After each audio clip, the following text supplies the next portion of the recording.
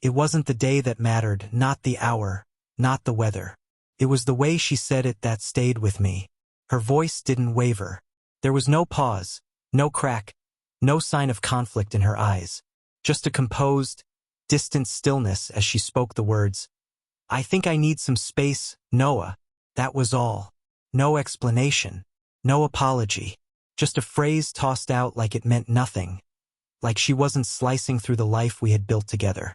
I searched her face for something. Sadness, hesitation, doubt. But there was only that unshaken calm. Like I had become a phase she had quietly grown past. Could have asked why. I could have reminded her of everything we'd been through, everything we'd built. Could have begged. But I didn't.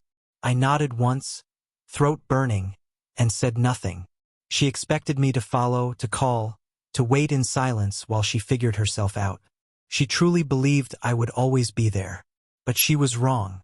Because by the time she realized what she had walked away from, I was no longer the man she left behind. That night, she packed her things without drama. No shouting, no tears. She didn't tremble, didn't falter. Just zipped her bag, said, "We need a break," and walked to the door like she was leaving a casual gathering. I watched her go. She didn't glance back once. And in that moment, I decided something. I would never again try to convince someone of my worth. I didn't text her. I didn't check her social media. I didn't ask mutual friends how she was doing. I let her silence be the end of the story. And while she faded from my days, I got to work. Not to win her back, but to find myself again. I rebuilt, brick by brick. I poured myself into the gym, picked up old hobbies, traveled, strengthened bonds with people I'd let drift away. I started a business I'd only ever dreamed of. And for the first time in years, I felt whole. Not because of someone else, but because I finally chose me. She, on the other hand, assumed I'd stayed frozen in time, waiting like a bookmark in a chapter she could return to when ready. She had someone else, of course, the guy she had left me for. Maybe at first it was everything she thought she wanted. But the excitement wore off. And when the spark faded, the silence crept in. That's when the memories started knocking at her door. Almost a year later, my phone buzzed.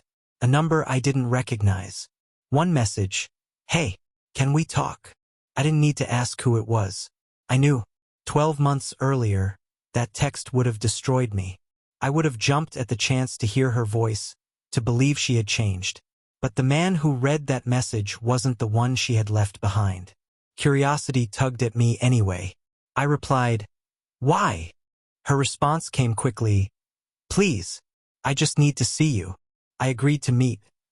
Not because I wanted her back, but because I wanted to see if she finally understood what she'd thrown away.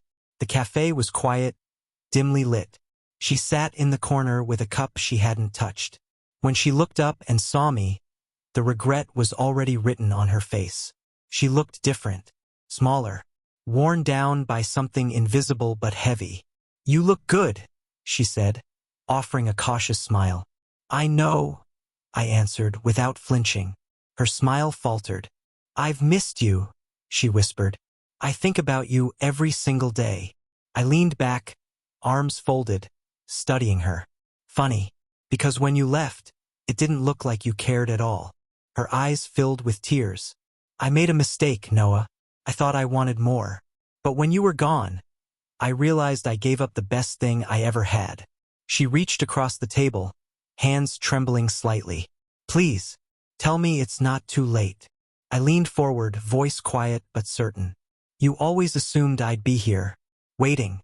But the truth is, you only started missing me when you realized I was no longer yours to come back to." Her eyes searched mine, desperate. I didn't need to say more. I stood, pulled some bills from my wallet, and placed them on the table. "Take care of yourself." She didn't follow me.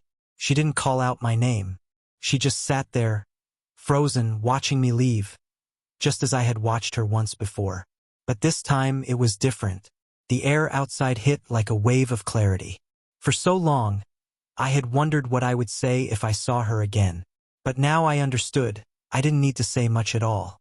Some endings don't need closure. Some stories finish not with a final conversation, but with a quiet walk into a life you no longer have to explain. She thought I'd wait forever. She was wrong.